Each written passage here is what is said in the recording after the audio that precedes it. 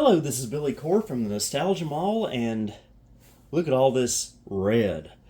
Yes, we're going to be dealing with a lot of redness today. That's disgusting. This is a laptop that was given to me by a former coworker of mine who I believe had this for her daughter but doesn't need it anymore. This is a Gateway laptop, as you can see on this upside down label right here. A much newer Gateway. We're not talking Gateway 2000 or something running Windows 98. No, this came out in 2011, so yeah, probably only a Gateway by name. Probably more like a Acer if you had to pinpoint it.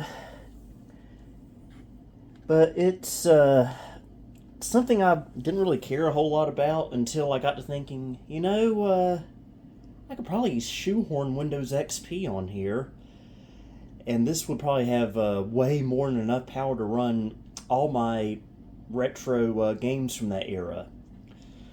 So that's what we're going to do today. We're going to set this up with Windows XP, but before we do that, we've got a couple of things to do with it. But first, we'll take a tour of it.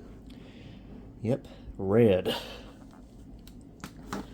And on the right side of it, we got two USB ports, which I just noticed this one right here looks like it's been smashed, or it shouldn't be wiggly like that, so I don't know if that one works. This one feels a little better, so not off to a good start there.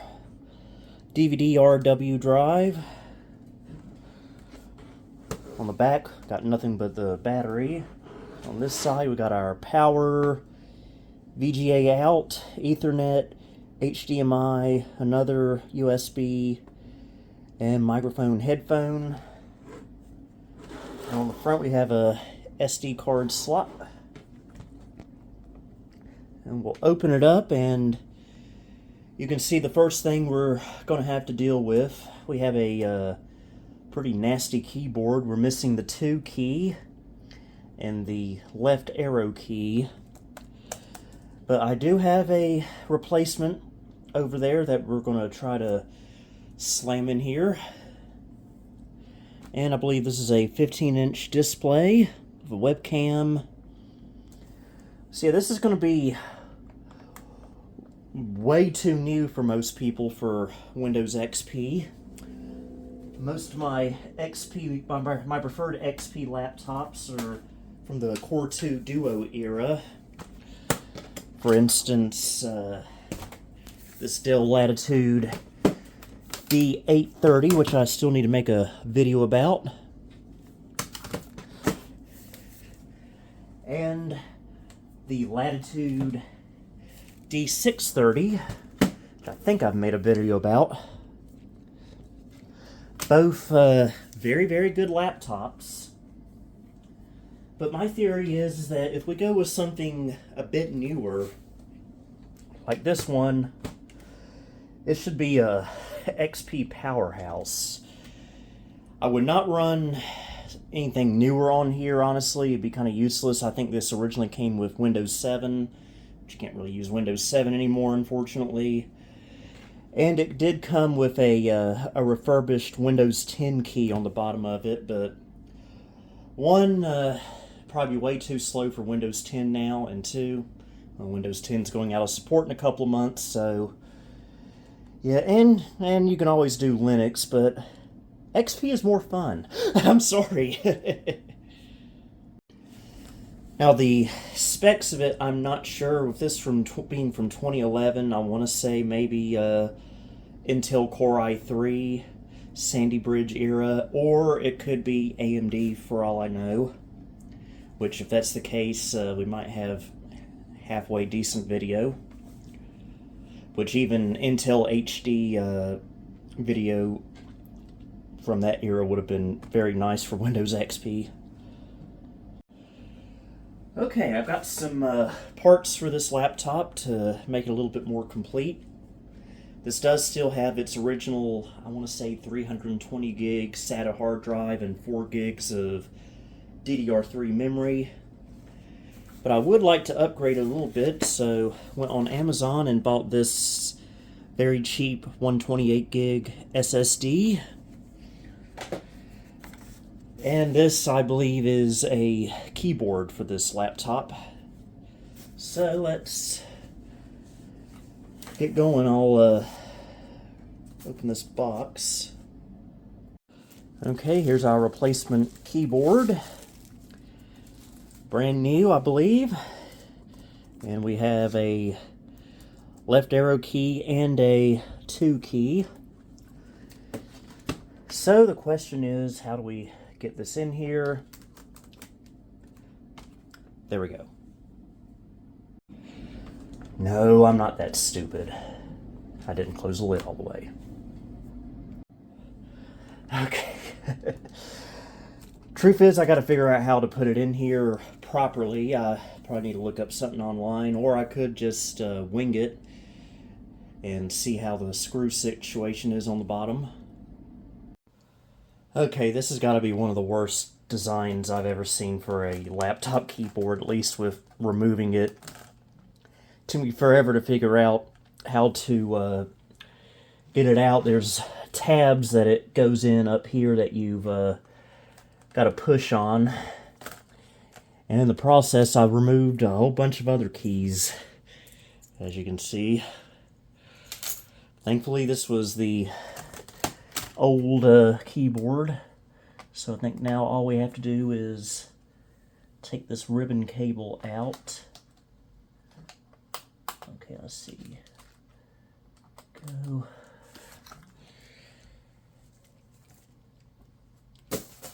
There's not really a whole lot of documentation on how to do this either, so that doesn't make it easy at all. This laptop actually is technically a Packard Bell, at least over in Europe, which is interesting. So yeah, this is technically a Packard Bell in a way, although we all know it's really Acer. Looks like the motherboard has a 2010 date on it. Okay, hopefully I can get this ribbon cable in. I knew the keyboard would be the hardest, so I wanted to go ahead and get it out of the way.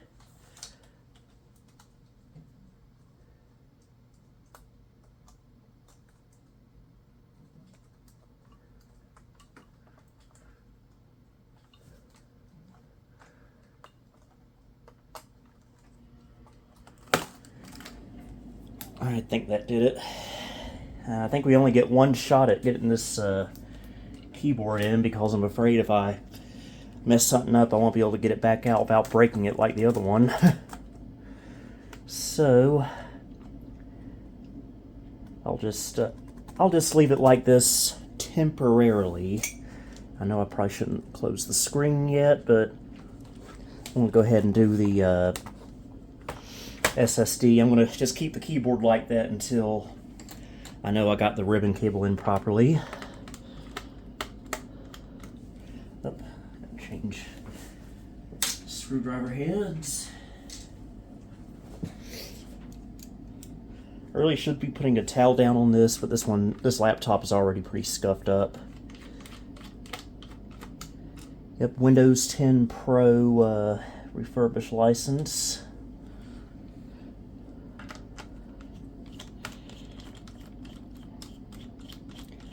When Windows 10 first came out 10 years ago, it probably ran okay on this laptop.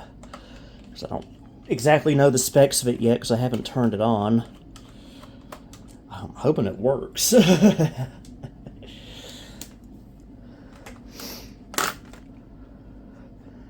Alright, there's our hard drive.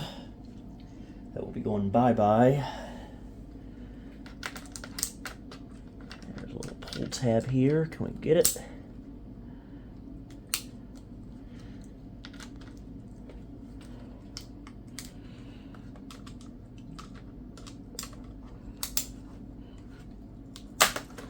There we go. And this is, well, I can tell it's a Seagate. Capacity, I Can't tell until I take the caddy off. Let's go ahead and open our brand spanking new SSD. That will be way overkill for a Windows XP system.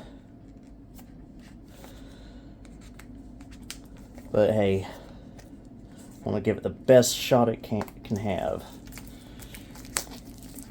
If you're worried about drivers, well, snappy drivers should take care of that for us.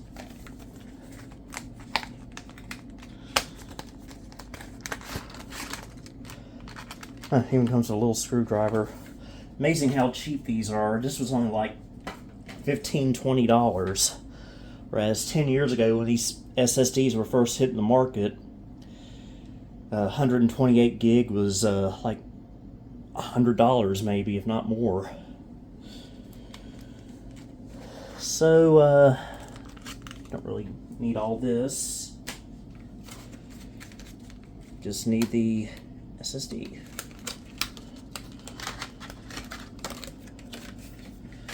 Funny how these are all cheap plastic now. So we'll get this out of the caddy. Okay, took the screws out. Oh, and this is a 500 gig hard drive, so a little bit bigger than I thought. We'll be lowering our capacity a bit, but more interested in speed than capacity on this thing.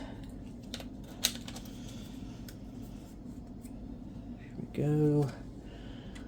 Now I'll screw in off camera. Alright, there we go. Okay, how does this go again?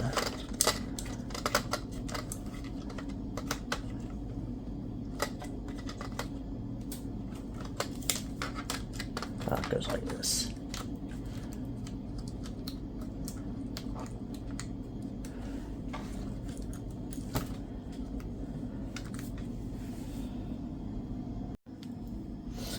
Okay, time to do what we probably should have done for any of this. I'm going to plug it up, see if it turns on.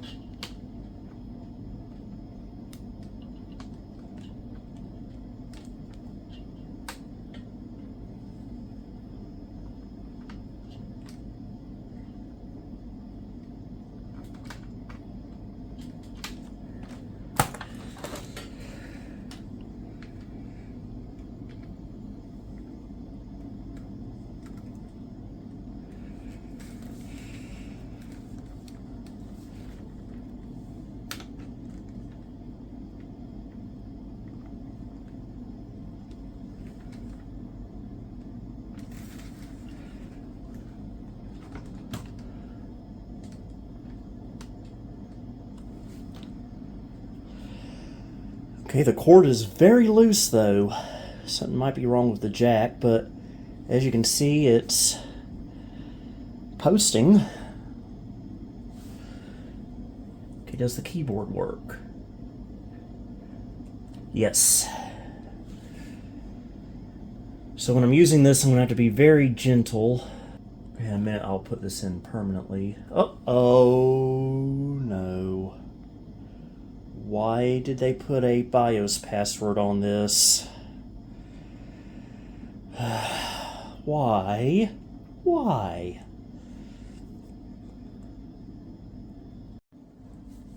Well, I tried all I could do to get past the password screen on the BIOS, but it just would not take anything. And so I decided to take the back cover off the laptop, which took a little while, so I could remove the CMOS battery and maybe clear the CMOS. But the CMOS battery is soldered to the board. They thought of everything for this, and I don't get why there's a BIOS password on here. This was used by a teenager, and not by a multi-million-dollar corporation trying to hide their secrets. So, I don't know how the BIOS password got on there, but the good news is I'm still able to boot from USB, and I think we can still go ahead and install Windows XP. So that's a relief. At least this isn't a complete waste of time. And I did go ahead and permanently install the keyboard. Okay, I'll go with number 2 here. Will Easy to Boot work today? We'll see. Yeah, we'll let it do that. And if it doesn't work, we can always... And it did find the AHCI driver. That's another benefit of using Easy to Boot for installing Windows XP. Especially since we can't get into the BIOS to change it to MBR. And this is why I do not recommend buying especially newer laptops from the last 10 years from the parts are not working bin at one of the Goodwill computer stores, because it was probably used by a business, and most businesses do put BIOS passwords on them. So that's kind of annoying. Now, if you get a BIOS password on a desktop, there's usually a jumper to clear that with, so it's no big deal. But on a laptop, that's a different story, unfortunately.